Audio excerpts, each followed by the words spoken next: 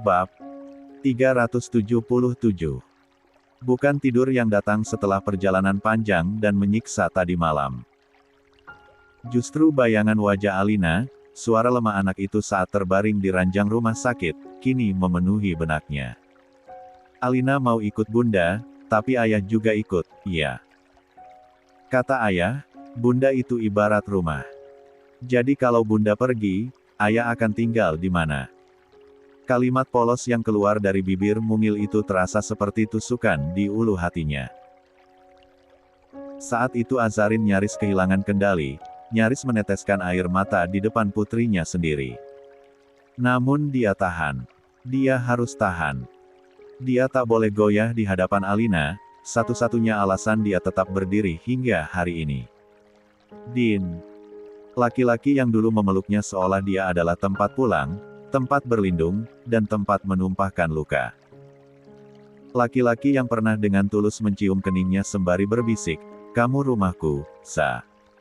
Namun rumah seperti apa yang mendua? Pondasi seperti apa yang menyambut perempuan lain di atap yang sama? Azarin memejamkan mata, menarik napas dalam-dalam lalu mengembuskannya dengan gumpalan amarah yang nyaris tumpah.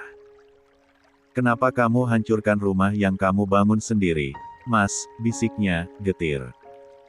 Tangannya naik mengusap wajah yang mulai basah oleh keringat dan air mata. Dia mengusapnya dengan kasar, seolah ingin menghapus jejak emosi yang tak bisa dikendalikan.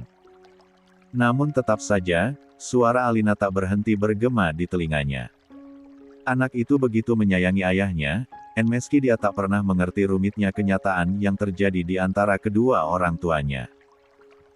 Din memang tak pernah menyentuh Alina dengan luka. Tak pernah meninggikan suara. Tak pernah membuat anaknya merasa ditinggalkan. Bahkan di tengah segala dosa dan pengkhianatannya, Din tetap menjadi ayah yang baik. Namun cukup.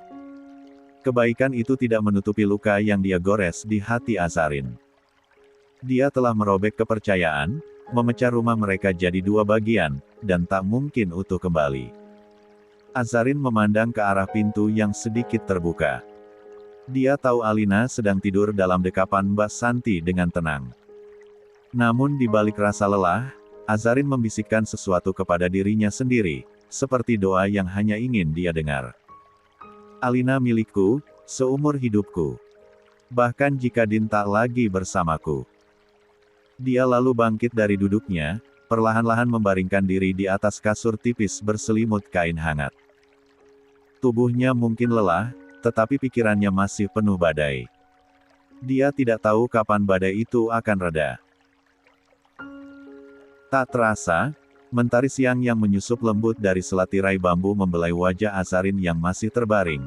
Hembusan angin lembut dari pegunungan menerpa kulitnya, namun bukan itu yang membangunkannya, melainkan suara nyaring dan penuh semangat dari seorang anak kecil yang sangat ia kenal. "Bunda, Bunda bangun, ayo bangun." Suara Alina menggema dengan sukacita dari arah pintu kamar. Suara yang selama ini menjadi penawar luka dan kelelahan Azarin. Seketika, Azarin membuka matanya, sedikit terkesiap, tetapi segera melembutkan tatapannya saat melihat Alina berlari kecil dan langsung melompat ke pelukannya. "Ya Allah, Alina!" ucap Azarin lirih, memeluk erat tubuh kecil putrinya. Tangannya naik, menempelkan 18 punggung telapak ke kening Alina, memastikan satu hal, yaitu demamnya masih terasa hangat, tetapi idak sepanas semalam. Tubuh kecil itu masih belum benar-benar pulih. "Anak bunda, tumben ceria banget siang ini." Azarin mengusap rambut Alina dengan lembut, menyunggingkan senyum yang pelan-pelan menghapus kantuk dan gelisah di wajahnya. Alina mengangguk semangat. "Alina seneng, Bunda. Bahagia banget. Kita beneran tinggal di sini, iya?" Tanyanya dengan mata membulat penuh rasa ingin tahu, sementara pipinya memeras sehat karena antusiasme. Azarin membalas anggukan kecil sambil mengusap pelipis Alina. "Iya, sayang. Kita tinggal di sini dulu." "Kenapa?" Alina gak suka.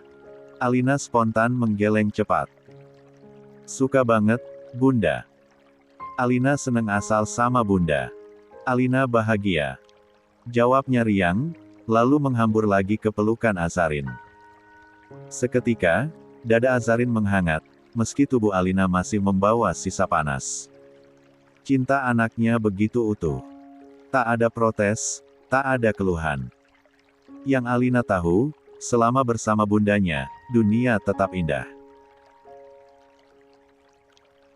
Alina udah makan belum, sayang?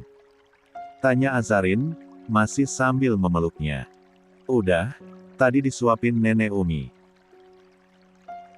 Jawaban itu membuat Azarin tersenyum kecil, bahkan di usia senjanya, sang ibu tetap mengambil alih peran, bahkan sejak dini hari tadi saat tubuh Azarin terlalu lelah untuk bangun. Minum obat juga, iya? Tanya Azarin lagi memastikan. Alina mengangguk mantap. Udah, tadi disuapin bareng sama makan. Bagus. Anak Bunda hebat. Wajah Alina merona senang karena pujian itu. Dia lalu menarik-narik tangan Azarin. Bunda, ayo dong jalan-jalan keluar. Alina pengen lihat desa ini, pengen lihat ayam, pengen lihat pohon besar. Azarin tertawa kecil melihat semangat putrinya yang menggebu, namun dia harus tetap bersikap tenang. Alina sayang, Bunda salat zuhur dulu ya. Abis itu, kita jalan-jalan. Janji, ucap Azarin seraya mengusap ujung hidung Alina dengan gemas. Alina meringis manja. Tapi jangan lama ya, Bunda. Azarin mengangguk dengan senyum teduh. Bunda gak akan lama. Tunggu di luar ya sama Mbak Santi. Nanti Bunda nyusul. Dan saat Alina keluar kamar dengan kaki kecilnya yang berlarian pelan, Azarin menarik napas panjang. Sesaat dia menatap langit-langit kamar. Desa ini memang jauh dari segalanya. Namun jika kedamaian dan keselamatan Alina ada di sini, maka disinilah rumah yang sesungguhnya, meski tanpa Din. Langit siang menggantung cerah di atas desa yang sunyi, angin lembut berembus dari arah pegunungan membawa kesejukan yang menusuk hingga ke pori-pori. Meski mentari memancarkan cahaya teriknya, udara tetap dingin menyelinap, seperti halusnya sapaan pagi yang belum sepenuhnya berlalu. Azarin melangkah keluar rumah, menuju pancuran kecil di samping dapur. Suara gemericik air dari bambu yang menetes ke dalam gentong tanah liat menyatu dengan nyanyian jangkrik siang. Dia mengulurkan tangannya, menyentuh air yang jernih, dan refleks menariknya kembali karena dingin yang menyengat. Namun Azarin tersenyum kecil. Sudah terbiasa, dingin seperti inilah yang justru menenangkan pikirannya. Dia lalu menunduk, membasuh wajahnya, lengannya, kakinya. Setiap tetes yang membasahi kulitnya seolah mencuci sisa beban yang menumpuk di dadanya semalaman. Setelah selesai, dia merapikan kerudung dan menyeka wajah dengan handuk kecil. Langkahnya kembali ke dalam rumah. Namun, baru saja hendak melewati ruang tengah, suara lirih sang ibu menahan langkahnya. "Za, kamu mau salat?"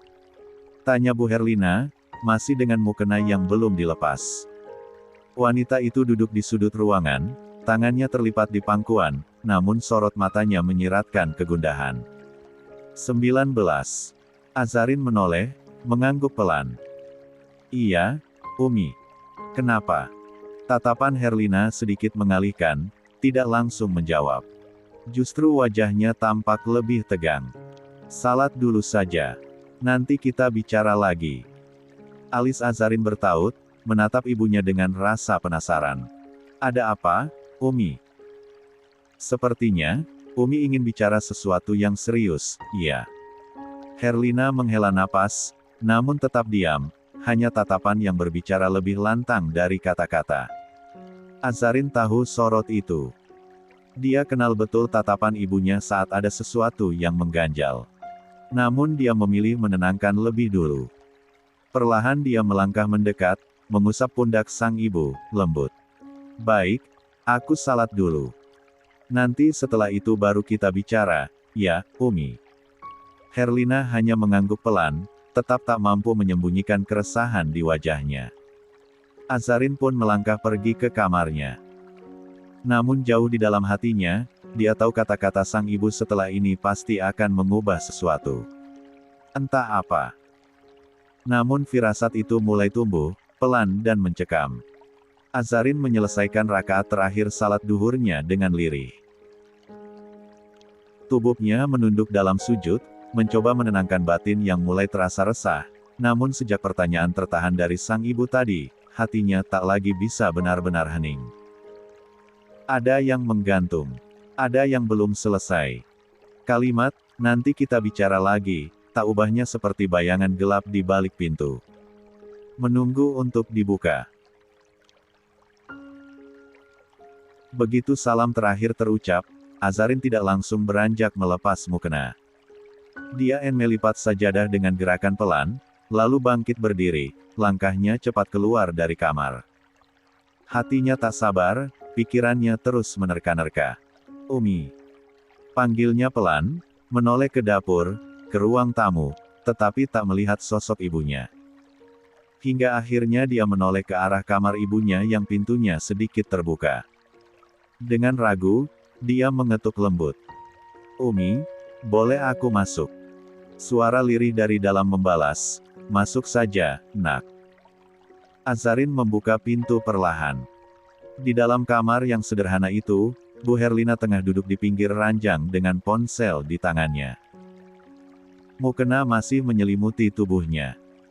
Pandangannya terlihat bimbang. Azarin langsung mendekat, duduk di samping ibunya. Umi, katanya dengan suara pelan namun pasti. Tadi Umi bilang ada yang ingin dibicarakan. Sebenarnya, ada apa, Umi? Bu Herlina menggigit bibir bawahnya. Dia menatap putrinya sebentar, lalu menunduk lagi. Sebenarnya, Umi Gak mau kamu tahu sekarang, apalagi kamu sedang hamil. Azarin menatap ibunya lekat. Tapi aku harus tahu, Umi. Jangan membuatku terus menebak-nebak. Aku baik-baik saja. Lihat. Dia menggenggam tangan ibunya. Aku butuh tahu, apa yang sebenarnya terjadi. Herlina terdiam sejenak. Dia menarik napas panjang, lalu menggeser ponselnya ke hadapan Azarin. Dengan ragu, dia membuka galeri chat di grup warga desa, dan menekan satu video yang baru saja dikirim malam tadi. Seseorang di desa menyebarkan ini, ujarnya lirih.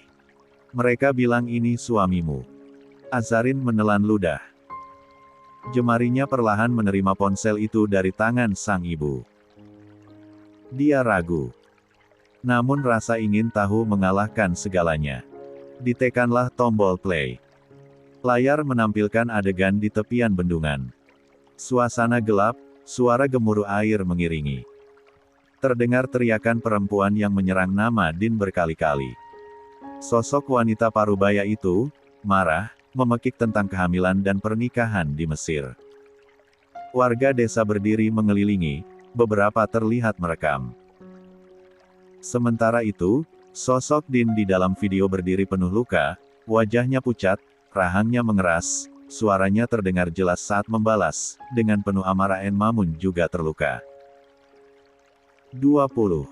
Wajah Azarin perlahan berubah. Sorot matanya meredup. Napasnya tercekat. Seketika dia menghentikan video. Jari-jarinya gemetar, dan ponsel itu dia letakkan pelan di atas ranjang. Aku sudah siap melepaskannya, ujar Azarin lirih, dan begitu tiba-tiba. Herlina sontak menoleh cepat, matanya membulat tak percaya dengan apa yang baru saja keluar dari bibir putrinya. Za. Suaranya tercekat. Kamu bilang apa tadi? Azarin masih menunduk, pandangannya kosong menatap lantai kamar. Namun dari wajahnya, tampak jelas ada badai besar yang tengah dia redam. Jemarinya mengepal di atas lutut.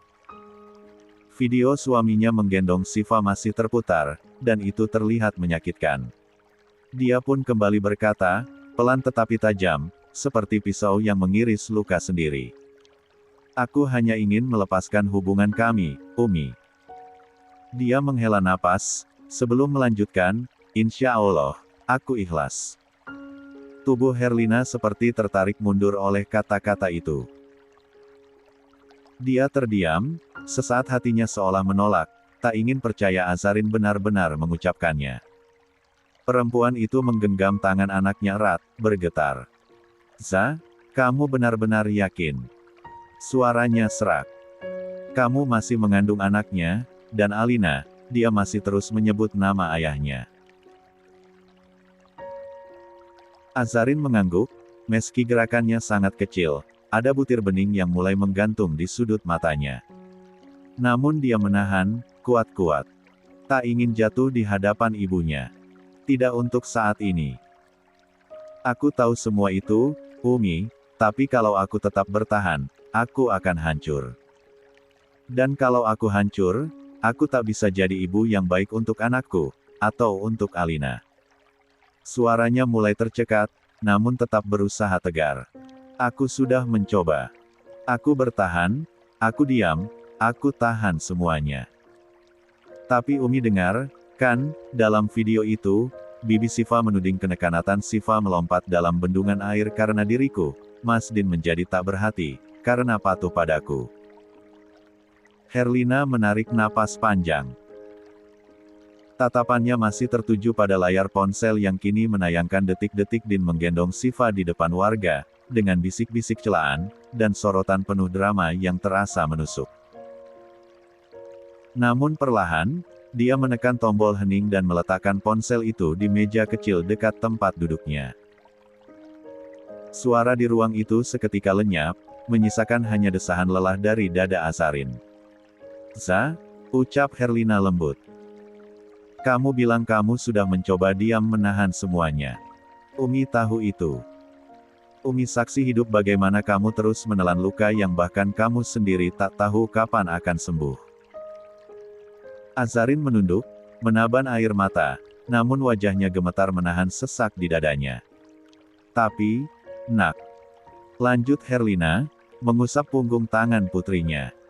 "Yang kamu lihat dalam video itu bukan kebenaran utuh.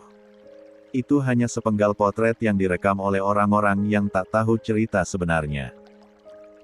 Dan kamu tidak bisa hidup hanya dari apa yang orang lihat, karena yang kamu jalani, jauh lebih dalam dari apa yang bisa ditangkap kamera." Azarin menoleh pelan, tatapannya sayu. "Lalu kenapa Umi tunjukkan itu semua?" tanyanya dengan suara nyaris tak terdengar. Herlina menghela napas pelan, matanya menatap putrinya dengan tulus. "Karena kamu harus tahu. Harus bersiap. Dunia tidak akan berhenti berbicara meski kamu sudah mengorbankan segalanya. Umi tidak ingin kamu kembali ke Sukabumi atau ke rumah itu nanti, lalu kaget, lalu goyah. Tidak. Umi ingin kamu berdiri dengan kepala tegak, karena kamu tahu apa yang mereka tuduhkan, tidak akan pernah menggantikan kebenaran yang kamu simpan." Dia meraih jemari Azarin dan menggenggamnya erat. "Kamu sudah memilih pergi. Membawa Alina. Menyelamatkan anakmu, dan hatimu. Itu bukan kelemahan, Nak. Itu keberanian. Dan keberanian itu, akan jadi cambuk terbesar bagi Din.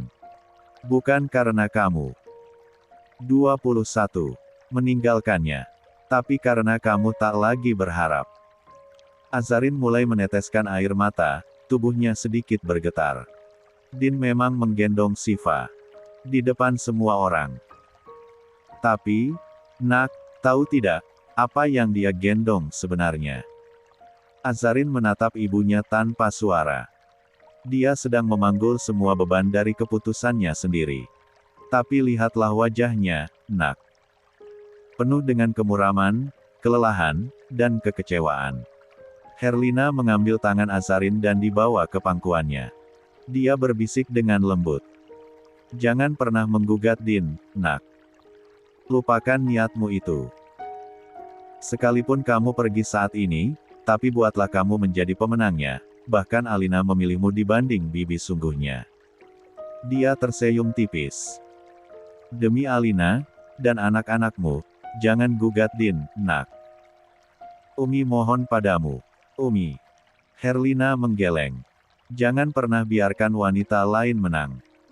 Kamu ratu dalam bidak catur ini, dan tidak ada dua ratu, ujarnya mengiba. Sekali lagi, Umi minta, jangan gugat suamimu. 22. Bunda. Ayo. Alina merengek gelisah sambil mengayunkan tangan sang ibu.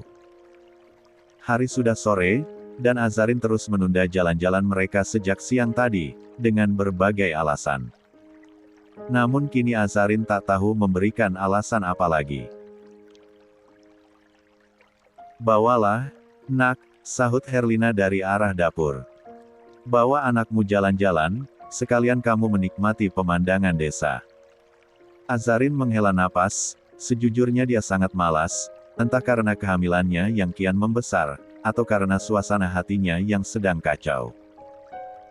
Namun, melihat wajah Alina yang memelas, Azarin akhirnya mengangguk setuju. Baiklah, jawabnya. Sontak membuat Alina bersorak girang sambil melompat-lompat, Azarin tersenyum melihat kebahagiaan terpancar di wajah putrinya, padahal tubuhnya pun masih hangat. Tapi Alina harus pakai baju yang agak tebal, ya. Suasananya agak dingin. Siap, Bunda. Alina memberi hormat, membuat Azarin terkekeh kecil bersama Herlina. Dia pun segera ke kamar memakai cadarnya, dan mengambil tas kecil berisi uang, manakala Alina tiba-tiba ingin jajan. Langit desa dihiasi semburat jingga yang menggantung rendah, membias di antara batang-batang pohon dan atap rumah penduduk yang masih tradisional. Azarin berjalan perlahan menyusuri jalan tanah berbatu yang membelah sawah dan pekarangan rumah warga. Di sampingnya, Alina melangkah kecil dengan penuh semangat, sesekali menggenggam tangan bundanya sambil menunjuk hal-hal yang menarik di sekelilingnya, ayam, sepeda tua, atau anak-anak kecil yang bermain layangan. Di belakang, Mbak Santi mengikuti dengan senyum teduh, tak ingin terlalu jauh dari keduanya. Desa itu tenang. Suaranya ramah dan hangat. Beberapa ibu-ibu yang sedang menyapu halaman atau duduk di balai bambu langsung berdiri dan tersenyum begitu melihat Azarin. Cadar hitam yang menutupi sebagian wajahnya justru membuat mereka semakin penasaran, namun tak satupun dari mereka menunjukkan sikap tak nyaman. Sebaliknya, mereka seperti menaruh rasa hormat. Assalamualaikum, Bu, ini ibu yang tinggal di rumah Bu Misnah, iya? Tanya salah satu ibu berusia sekitar 45, yang tengah menyiram bunga di halaman. Azarin berhenti, membalas salam, lalu mengangguk sopan. Waalaikumsalam warahmatullah. Iya, Bu. Saya tinggal di rumah Bu Misnah. Alhamdulillah, akhirnya rumah itu ada penghuninya lagi. Dulu kosong lama sekali, sambung seorang wanita lain yang ikut menghampiri. Pandangan mereka lantas beralih pada Alina, yang menatap mereka malu-malu sambil bersembunyi di balik gamis bundanya. Masya Allah, cantiknya, ini anaknya, iya. Aduh, kayak boneka hidup. Azarin tersenyum tipis di balik cadarnya. Masya Allah, jazakillah khair, Bu. Alina hanya membalas dengan senyum polos dan cengiran kecil khas anak-anak. Salah satu ibu bahkan jongkok, mengulurkan tangan untuk menyapa. Namanya siapa, sayang? Alina, jawabnya pelan. Oh, manis banget suaranya. Ibu doain sehat terus ya, nak, ujar sang ibu sembari mengelus kepala Alina dengan lembut. 23. Kemudian, dari sela percakapan ringan itu, muncul sebuah pertanyaan yang membuat Azarin sejenak terdiam. Bapaknya Alina gak ikut, Bu. Masnya kerja di mana? Ada jeda. Azarin sempat menatap Alina yang kini sedang memungut bunga kecil yang jatuh dari pohon. Di balik cadarnya, bibirnya menyungging senyum getir. Namun dia menjaga nada suaranya tetap ringan dan lembut. Suami saya kerja di luar kota, Bu. Jadi saya lebih banyak bersama anak. Kami kesini karena suasananya tenang, lebih baik untuk pemulihan Alina juga. Ibu-ibu itu mengangguk-angguk mengerti. Oh, iya, iya. Anak sakit memang paling baik dibawa ke tempat adem begini. Udara bersih, air jernih. Di kota, haduh, panas dan bising, sahut seorang ibu lain. Betul, Bu. Saya juga merasa hati saya lebih damai di sini, jawab Azarin dengan senyum kecil, lalu mengalihkan pandangan ke langit senja. Mereka berbincang sejenak lagi sebelum akhirnya Azarin pamit dengan sopan. Beberapa anak kecil mengejar Alina untuk bermain, namun Azarin hanya mengizinkan sebentar. Dengan langkah tenang, mereka melanjutkan sore itu menyusuri jalan setapak kembali ke rumah Bu Misnah, rumah kecil di tengah desa, yang kini mulai terasa seperti tempat pulang. Namun dalam hatinya, Azarin tahu, seberapapun damainya desa ini, seberapapun jauhnya dia melangkah bayangan tentang Din, dan semua yang belum selesai di antara mereka. Begitu tiba di rumah, Alina langsung diambil alih oleh Mbak Santi untuk membersihkan badan, sedangkan mengusap debu tipis di gamisnya sambil menarik napas panjang. Namun tiba-tiba aroma wangi tumisan bawang dan rempah-rempah langsung menyergap hidungnya, mengundang, dan membangkitkan kenangan lama. Dia tersenyum kecil, tahu betul sumber aroma itu. Langkahnya pun buru-buru menuju dapur. "Umi, masak apa, sih? Harum banget," serunya ceria dari ambang pintu dapur. Herlina yang tengah mengaduk kuah dalam panci besar langsung menoleh dan tersenyum, wajahnya lembut diliputi kilau minyak dan uap panas. "Tadi ada tetangga ngasih sayur banyak, Umi coba masak ini. Sayur asem, sambal goreng tempe, sama ikan asin, kamu suka, kan?" Azarin tertawa kecil. "Masya Allah, Umi. Masakan Umi mah, masak air aja enak," ujarnya sambil menggulung lengan gamisnya, ikut mendekat untuk membantu. "Udah duduk aja, kamu hamil, biar Umi aja yang urus semua." "Gak, Umi. Aku masih kuat. Lagian dari tadi cuma jalan-jalan doang kok, bukan manjat gunung," balas Azarin sambil mengambil talenan dan mulai memotong tomat. Mereka menikmati waktu itu dalam kehangatan yang nyaris sempurna, hingga kalimat berikutnya keluar dari mulut Herlina. "Tadi, Bibi Siti nelepon," ucap Herlina lirih, membuat tangan Azarin berhenti sejenak dari gerakannya. Azarin menoleh pelan. "Oh ya. Iya. Katanya, pagi tadi, Jenderal datang ke rumah." Telinga Azarin berdenging. Dia terdiam seketika. Nama itu. Nama yang telah lama dia kubur dalam-dalam, yang dia pikir tak akan pernah muncul lagi dalam kehidupannya, kini kembali hadir, mencuat dari ketenangan yang sedang dia rawat. Napasnya terasa sempit. Herlina melanjutkan tanpa sadar perubahan ekspresi putrinya. "Bibi Siti nanya juga, katanya dia jawab cuma mau berkunjung." Umi sempat mikir, siapa sih dia? Azarin tak menjawab. Matanya hanya menatap pisau yang kini dia letakkan di atas talenan. Suara Herlina kembali terdengar, lembut namun penuh tanya. 24.